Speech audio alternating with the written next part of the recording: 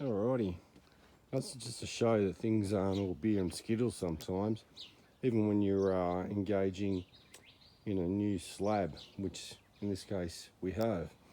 What you'll find is that you come to a corner like this, it's nice and solid, but enclosure products manufactured on a jig, therefore you get square, nice square, flat, straight panels at the end of it.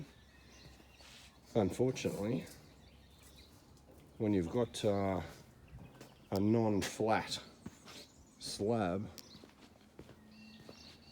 you wind up with things like this. That's a good one.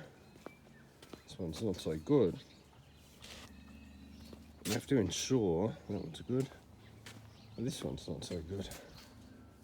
So I have to come back to site in order to secure these loose panels. So you've got to make sure when you're running a slab that your concrete guy is actually using a dumpy level or a laser level in order to ensure, check this one, in order to ensure that, that's fine, in order to ensure that everything's level and the feet sit properly.